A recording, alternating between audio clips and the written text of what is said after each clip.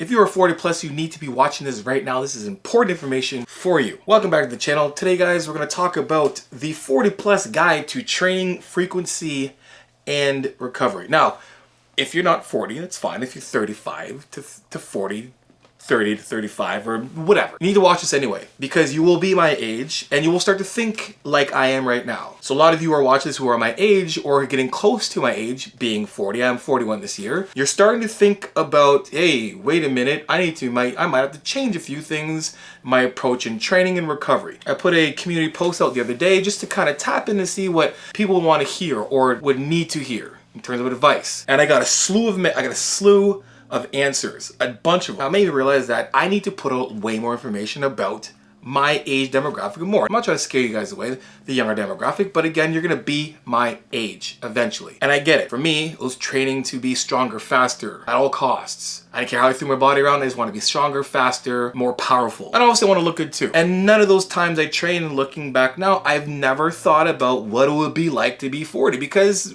at that time you're not thinking about that at all. You're not thinking about being 40 whatsoever. You're thinking about going to the next party on the Friday. But eventually you will be this age, and when you get to my age, now you're starting to think, how can I do this thing so I can last as long as I possibly can? So I can live as healthy and as long as I possibly can. And that's what we're gonna talk about. So let's dive into it. When we're thinking about training, and I think about like training splits, because life's gonna be a lot different when you get to this age. You're gonna have family, you're gonna have a career, you're gonna have a lot of responsibilities that are gonna take precedence over you being in the gym, but the gym is a priority. Let's make this very, very clear. Making money 100% is a priority. Taking care of your family 100% is a priority. Going to work, taking care of that is priority. But if you can't do it because you're not healthy, where do you think training and recovery needs to go? It needs to be up at the top of your priority list so you can continue to do those things. Healthy. So I've always said this and made a comment to those trying to figure out what kind of training split should I do. Number one is going to be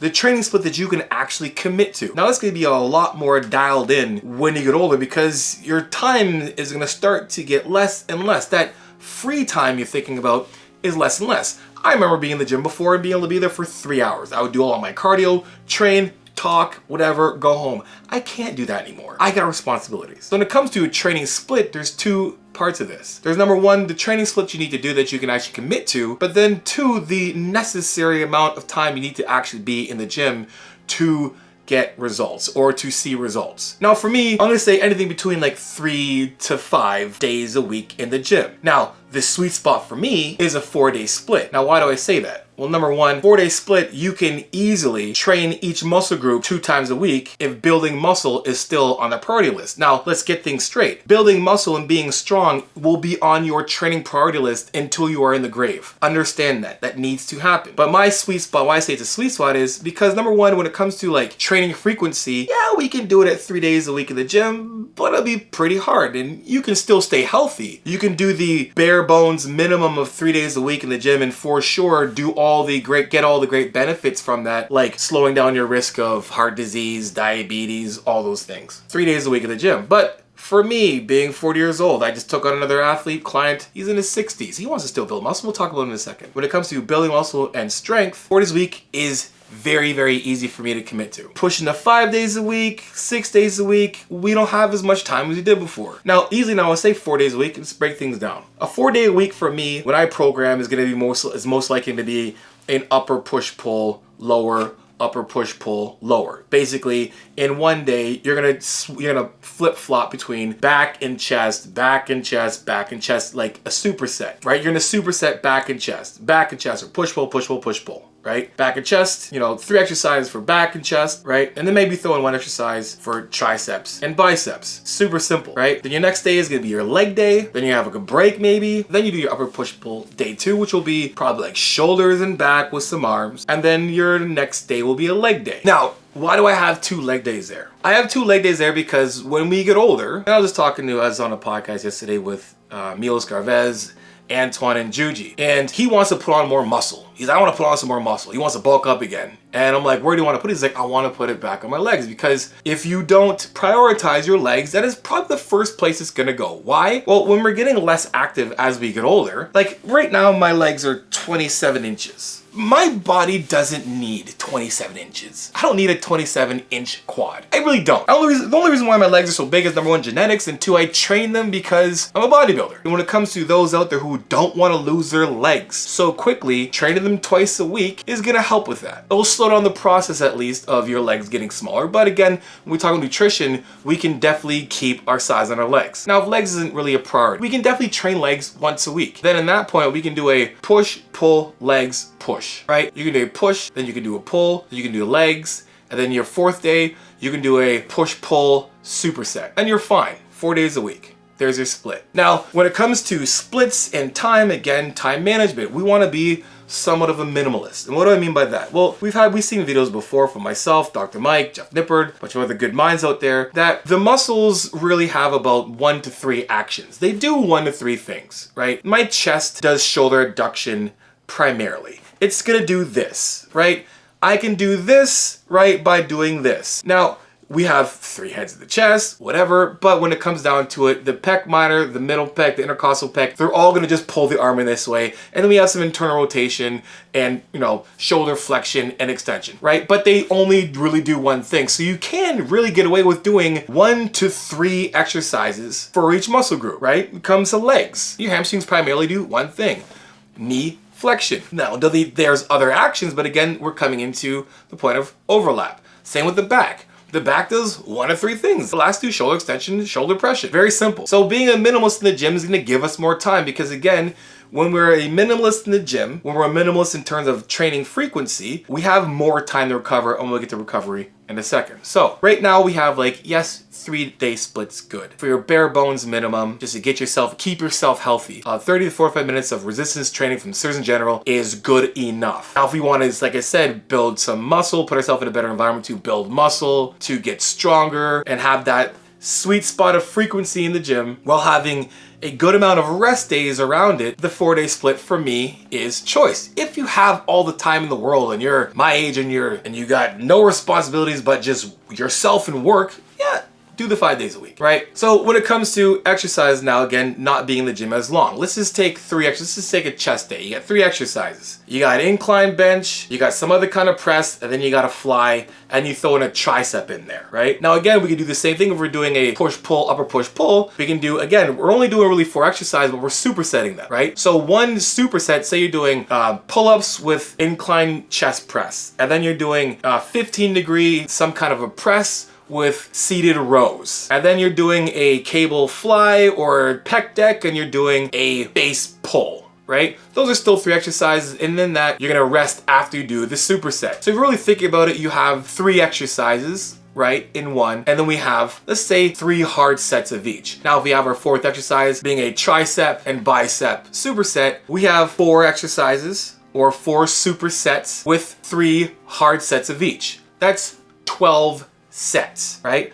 Now let's take this. Let's just say it takes you about 2 minutes to do each exercise back to back, right? Takes you a minute to do chest, another minute to do your superset with your back, and then you're gonna rest for like at least 2 minutes, right? There's 4 minutes right there in total, right? 4 minutes, 12 sets, 48 minutes, close to an hour. You're in the gym, in and out, within an hour. There you go. Now, reps and tempo, what does that look like in the entire scheme of things? Super simple. Keep it easy. 10 to 15 reps is a good sweet spot. And again, your entire rep can take between 2 to 8 seconds. Now, what I'm gonna do sweet spot wise, I want to have a 2 to 3 second negative, a nice stretch to the bottom, and then a 1 second positive, right? There's your set there. 10 to 15 reps, perfectly fine. And taking those sets to 8 RPE or a 2 RIR. At this age, going to failure, or any age, like, let's be serious, like, going to failure there's nothing wrong with going to failure. It's how many times we're going to failure that really counts. That makes the most sense, right? So we don't want to exert ourselves so much, because again, when it comes to us, we're not healing as fast as we did when we were younger. So training to failure at my age all of the time is counterintuitive, because it's going to take longer to recover. So I'm going to take my sets mostly to around in 7 to 8 RPE, or like a 2 to 3 RIR. You can still build muscle and you can still be strong within that intensity. And then within that, and this is just not just for the guys and gals my age and older, full range of motion is extremely important because some of you out there are probably my age and, you know, slacked on their mobility, and right now they're really tight. They're going through certain things. They got elbow pain, they got shoulder pain, and it's probably mostly the fact that you weren't prioritizing being in the full range of motion and mobility. So what we want to do in terms of like training, what does that look like? Full range of motion. Full range of motion is going to be all the way up and all the way down, period. So I'm doing shoulder press because you can see me, I'm here and then I'm down and I'm stretching all the way down. Not bringing it too far, but again, getting the muscle through its full range of motion. Now, when I'm warming up, that's a big thing. What does a warm-up look like? Well, before we're getting into our exercise, we do want to warm ourselves up. We can definitely go walk in the treadmill for like 5 minutes, get the blood going. But when it comes to the actual exercise, taking that first set efficiently and going through the full range and pausing in that stretched position for a good set. So put it this way, if I'm doing chest and I'm gonna go down and I got just a warm-up weight on, and I'm gonna lower the weight super slow, and I'm gonna kind of pause in my chest. I'm not gonna rest, I'm just gonna pause it but still be active and engaged and really stretch my chest and then pull it back up. That's gonna help me stretch under a load, right? Using the weight in the exercise that we're doing to help put ourselves in that full range of motion and position to be able to stretch the muscle that we're using. Getting the blood in there as much as we can, as fast as we can, within that first set of our full sets. We don't want to be in there wasting time doing set after set after set, and then all of a sudden we have, you know, we've done 4 warm-up sets and now we have 3 hard sets to do. We have to be smart with our warm-ups. So an easy 5 to 10 minute walk on a treadmill, but then again, whatever exercise you're doing, whatever muscle group that you're doing, we want to take some time to stretch in that position for our first set, and then we have like 2 hard sets. Now, when it comes to cardio, we can be minimalist in that. Again, your cardio can be a mix of doing functional activities outside and your zone 2 cardio. Zone 2 cardio, again, we can do the bare minimums of 150 minutes a week. That's 5 days a week, 30 minutes a day. You can spread that out, but again, it's crucial that you do so. It's gonna help with recovery. It's gonna help with your overall cardiovascular health. We need to do that as well. Check it out, if you're my age and older and you need some help with your fitness journey, I'll sign up for coaching right now. My New Year's sale is still on. Check it out right now in the link in the description below. Get in the best shape of your life for the rest of your life with me. Back to the show. Now, when it comes to recovery, when we're all said and done, we've done our workout, we've done our 4 total exercises, 3 sets each, 12 sets, you know, 48-ish minutes, we got a little bit of time left. We're gonna stretch. And what does stretching look like? Stretching looks like stretching the muscle group that you just trained. Now, do you have to spend some time at the gym and stretch? I take 5-10 minutes to go over the muscle group that I just trained and stretch. But again, I'm gonna stretch when I'm in the shower too, when my body's warm and I can get a little more loose. I'm gonna stretch mostly the entire day. What do I mean by that? Well, this little trick from Juji, actually. When you're not doing anything, if I'm sitting in a chair like this and, you know, I'm at work all day and, oof, man, I'm just gonna kind of like hunch over and just lean and stretch my back. I can do a ragdoll while I'm sitting down in my chair. I can kind of do this while I'm sitting down in my chair. I can be active. While I'm here, I can sit behind here and just, you know, stretch my chest a bit. I can do these things while I'm working. So there is always time for you to stretch. So don't make excuses like I can't stretch, because again, when it comes to you being successful in the gym, it's going to rely a lot on your ability to recover properly. That means your mobility you're doing and your stretching, as long as obviously recovery in terms of like sleep. And we'll get into that right now. Now, definitely within our training, we want to have some strength blocks. What do I mean by that? We want to train for hypertrophy, and we also want to train for strength. Everybody should, 100%. But we need to make it clear what training for strength means. Training for strength doesn't mean we're gonna have a strength block of doing 1 rep maxes. That's not our strength. Our strength block is basically lowering the rep range, speeding up the tempo, and lifting a little heavier weight, getting closer to that 85% of our 1 rep max, right? But we want to have a strength block in there that's gonna help us stay strong. Staying strong doesn't mean if I'm training my chest, only my chest muscle gets strong. It means my bones stay strong. We're not just training muscle. When we're training for strength, the bones get strong. And why do you want bones to get stronger? Because guys, what we do now is gonna reflect or echo in years to come. So when we're in our 60s and, you know, or 70s, we need to be able to walk upstairs fairly easily. I'm talking easily. I'm not even saying fairly easily. We should be able to walk upstairs easy. Get out of this chair easy, right? Not be like, rock yourself at it. No, we need to be able to do a lot of these things fairly simply. I'm talking going to the toilet and sitting on the toilet without having to brace yourself to sit down, tying your shoe, playing with the grandkids or your kids, whatever it is, you need to be able to do that. And what's gonna happen? Training strengthens your muscles, strengthens your bones. When elderly people break their hip, it's not because they just landed on the ground and broke their hip. It's because they kind of misstepped and they couldn't recover. And their muscles and bones are so weak that they couldn't gather themselves, and then they continue to the floor. And that's a long fall for anybody. Why don't kids get hurt as much? They don't fall as far to the ground. My daughter's like 3 foot. When she falls, she does some things right now. She'll be like, watch this, Dad, and she'll kind of jump and fall on the ground. I'm like, damn, I remember doing that. I'm like, if I tried doing that now, I wouldn't get up. Kids don't fall that far from the ground. But you know, you're a 5'9", 5'8", 6 foot male or female that's in their 60s, and you can't, and more, and you can't gather yourself. That's a long way down.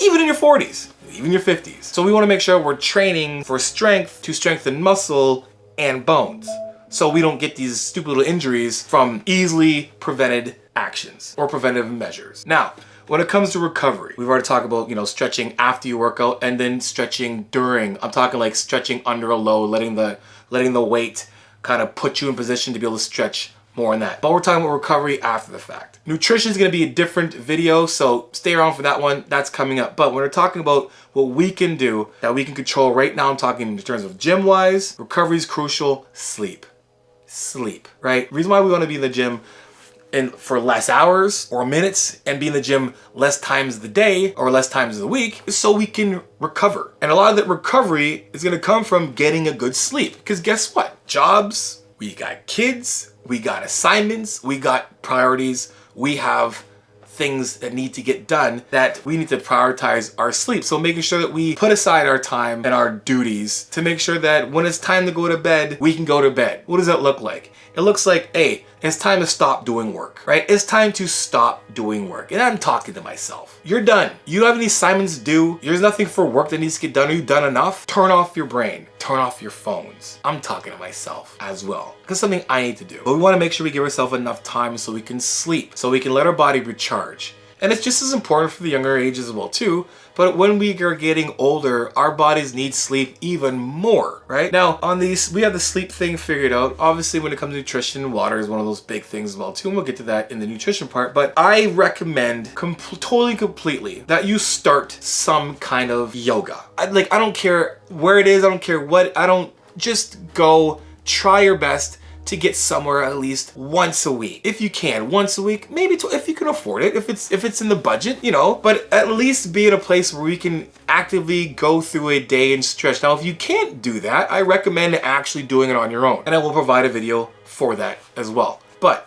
that's what we want to do. We want to do it because when it comes down to it, a lot of us aren't stretching. So at least if we pay for something, that we're going to go there and make sure we do it. But there's a lot of benefits of yoga in the first place. Now, when it comes down to it, again, we want to be able to move through our full range of motion. We need to be able to control our core, to be able to have healthy shoulders, healthy hips. And yoga, I think, for me, is one of the best things I've done, is doing yoga. My mobility is great and can get better, but I can't tell you how much better my life is now that my body's a lot more mobile. Now, on top of doing that stuff, I highly recommend that you find some activities outside of the gym that can erupt that competitive spirit that just gets you naturally moving, more functional. That could just be playing with the kids. That could be go outside just doing yard work. That could be like right now, snowing outside, shoveling snow, doing things that keep us active, that keep that competitive vibe or that competitive blood flowing. That feeling of being able to conquer things. That reward system of I went and did this, now I feel good. That is a huge part of your recovery. It's helping you be more functional. Things that you're gonna do on a day-to-day basis. Now, last but not least, some of y'all have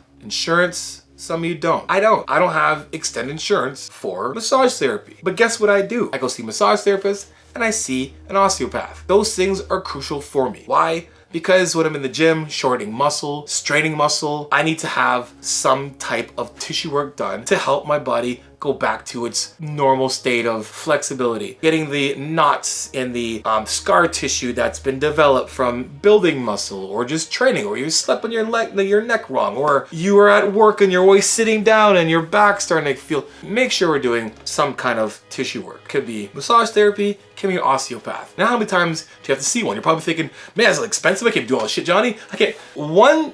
Every 4 to 6 weeks. Every 4 to 6 weeks, go check your butt in to some massage therapy or an osteopath or even some physiotherapy. Whatever it is, it's necessary. Look, I can guarantee you guys watch this right now have probably spent some money, wasted some money on things that are not going to help your body last forever. It's better that you spend money on your body to make sure that it can go as long as it can than to spend money on a pair of shoes. I can put my foot off saying that, but regardless, prioritize your body, right? So to wrap things up, training frequency, I say you can do it 3 to 5 days a week.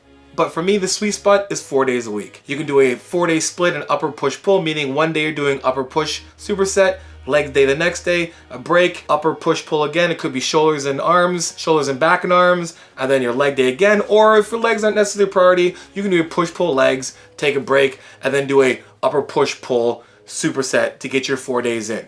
You're doing 3 exercises at most for each muscle group that you do. So I'm saying 3 exercises and adding your accessory work in there, like your bis and tris, your arms. You're looking at 4 exercises. 4 exercises, superset or not superset, and then you're looking at 3 hard sets for each. What does that look like? That looks like 12 sets. 12 sets, 2 minutes to finish each set, 2 minutes to rest. You're looking at 48 minutes in the gym around that. Let's push it to an hour max. Then after that, you're gonna stretch a little bit. And if you have time to stretch, you're gonna stretch at home, stretch at work, stretch while you're waiting for your food to cook at home. You're gonna do some stretching on your own because that's a priority. Then you're gonna take your butt to sleep at a good time.